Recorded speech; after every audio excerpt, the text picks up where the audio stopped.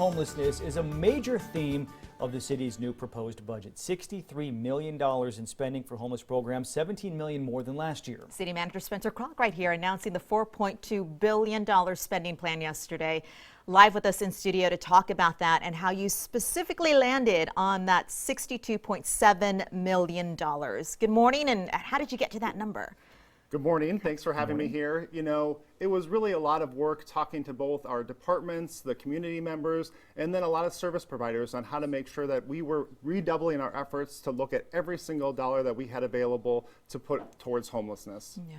So there has been a lot of talk about the easing of the restrictions on where people can, camp and lay. And you've seen more tents popping up around town. Is this going the way it was intended? Is it going as you guys expected it to go? Well, with any large policy change, it is important to take our time to make sure that we see the adjustments over time. You're not going to see big changes overnight, and we need to make sure that we're working with our law enforcement officers, with our service providers, and our community to really address this issue head on. But did the city anticipate what we would see, the growth of tents and the response to a lot of people who are not happy about seeing these tents on their streets now?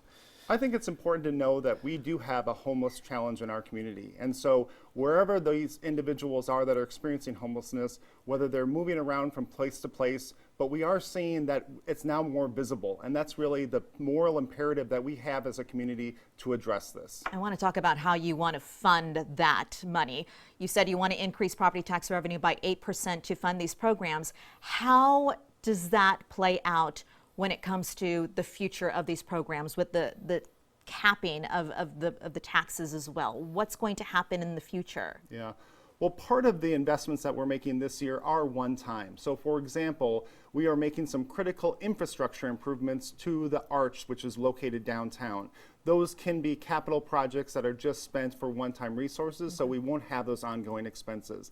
It's really important that we do look into the future, though, for when we make a budget decision, that we're not further capping ourselves because of the new restrictions placed on us by the state. So in that, are you saying that because after this year, the state is severely going to cap how much property tax revenue can increase, I think 3% or something, that you are intentionally making this budget as large as you can to kind of set that baseline? For two reasons. One, it allows us the most fiscally responsive way to be able to have some flexibility in the future to address some longer term structural deficits that we're seeing.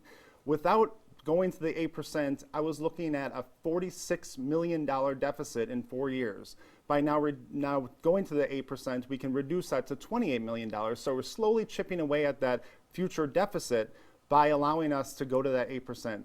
And it's really the way it impacts taxpayers is only about $8 a month on your property tax bill. So I think that $8 a month is worth us to be able to have that financial flexibility and invest our key priorities in housing and homelessness. I want to go back to what you said about the visibility of now seeing the tents on the streets.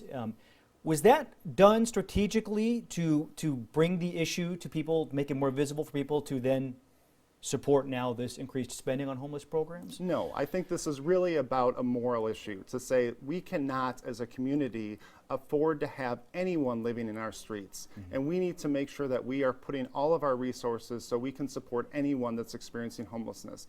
Everyone should have the ability to have a house over their head. Part of your budget includes more money for more police officers as well. Tell me a little bit about that, and how did you land on that number? Yeah, so last year, with the Chief Manley's assistance, we really looked at the long-term staffing plan for the police department.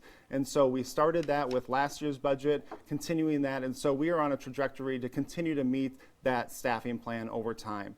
This was done in coordination with the police contract that got a lot of attention last year. And so we knew whatever resources we would be spending for the police contract, we also knew that we had to put more officers on the streets, and finding that overall balance was critical. And so working with Chief Manley to develop that plan, and now we're executing that plan. Quickly running short on time, I want to ask you, the city has now hired a new person that's kind of going to be in charge of homeless outreach. What exactly is that person going to do?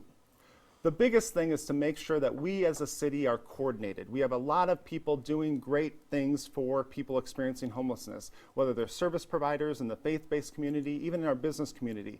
But we have to make sure that there is a coordinated plan and that we're all marching together to execute and implement that plan. She's going to bring great experiences from her city of Orlando that she just came from, and she's going to do some great things here. Okay, City Manager Spencer Cronk, thank you so much. We appreciate it. The City Council is expected to vote on the final version of next year's budget in September, so thank you again for being with us. Thank you. Again.